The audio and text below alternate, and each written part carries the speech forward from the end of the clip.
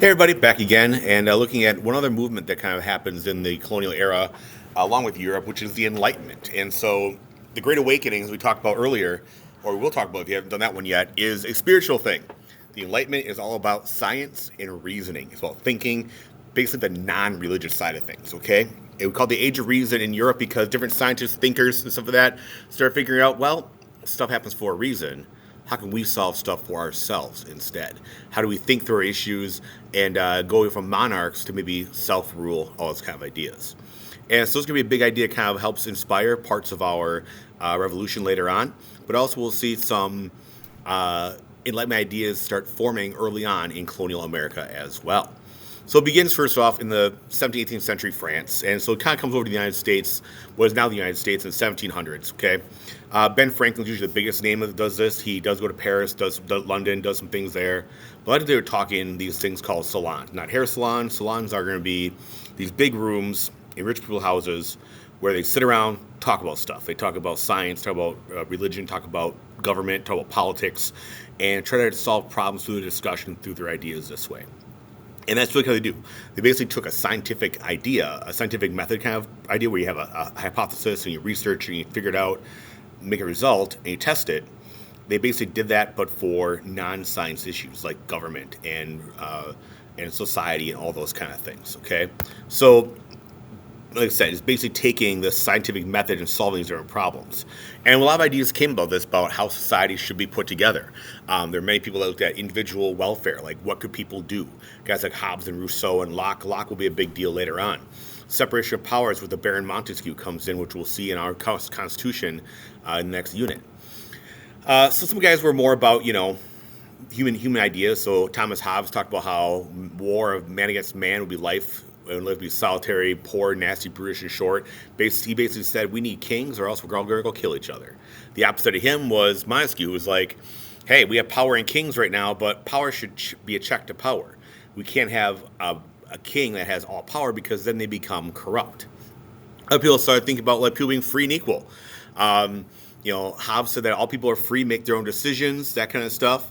But then they started branching off a little bit.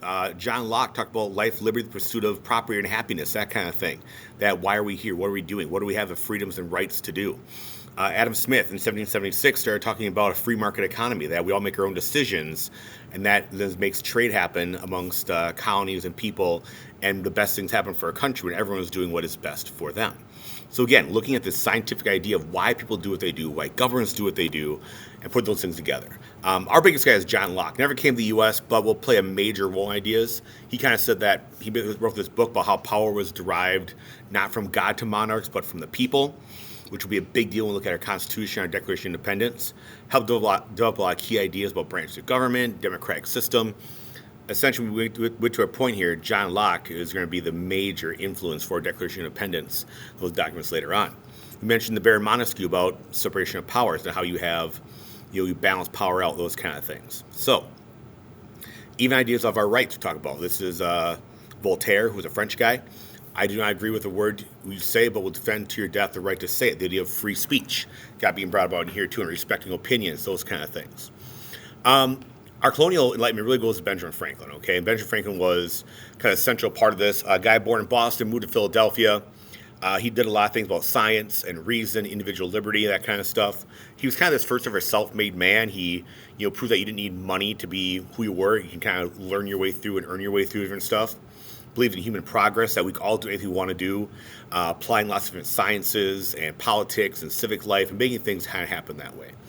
He published many books, including Poor Richard's Almanac, which we'll read in class, and those kind of ideas. So he did a lot of science stuff, right? The famous kite experiment you learned about when you were a kid.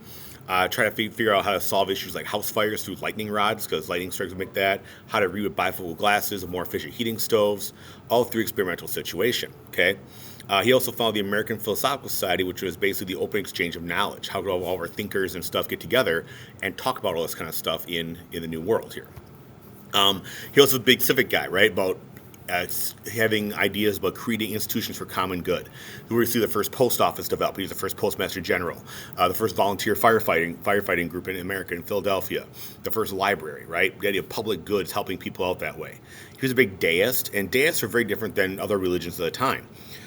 Deists were not looked well upon by a lot of religious groups because they said that God basically starts the world up, winds it up, and lets it go. Right? Basically, God has nothing to do with day-to-day kind of stuff, and that's what Franklin kind of thought.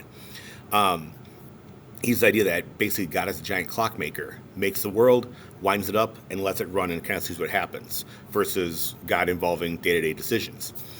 So he was a little unpopular because of that for some people, but with deists, those kind of things, he was pretty good that way, leading him to really fight for religious tolerance, rational debate, separation of church and state, all those ideas we see. Another dude is this guy named John Peter Zenger. He was a German immigrant to New York, and he ran a newspaper called the New York Weekly Journal. And so we kind of get the idea of freedoms and that kind of stuff. He would publish some controversial material, including a column about the royal governor of New York, right? And remember, that was an extension of the king, didn't want to mess with them, that kind of stuff. Basically, what he did is he accused this guy right here. I believe this is our William Crosby, our governor here, of doing all kinds of sketchy stuff, right? Rigging elections, letting the French come in the harbor. He literally just called him an idiot straight up, right? And Zenger was charged with libel. So basically, anytime you spoke against the crown, that was libel, whether it be true or not, right? Maybe the idiot thing's a little iffy, right? But all the other things supposedly were true. Well, Zenger gets arrested for putting this stuff in his paper about the governor. Imagine it happened today. My gosh, it'd be crazy, right? And so he goes to trial about this, represented by a guy named Andrew Hamilton, okay? Not Alexander, Andrew, okay, just make sure. All right, and a whole jury full of supporters of Cosby the governor. Basically, Zenger claimed that, he printed charges. Basically, the prosecution failed to prove that he was actually, doing this stuff on purpose, right? He claimed, but, it was not cause of one poor printer, but the cause of liberty. The question is, why is it better himself, hurt other people, or for the bigger ideas? He's found not guilty, hailed as a hero. The idea of freedom of the press starts this time as being a big part of our national identity, this trial here. He's an enlightened figure? Good question, right? About freedom of speech, you have rights, that kind of stuff, questioning government, all those kind of deals. He also published some interesting things later on about women and education as well. So we're getting to those topics in class, guys. Here's a little overview for you, though. Thank you for your time. Make sure you can tell the difference between the Enlightenment and the Great Awakening. Thank you, everybody.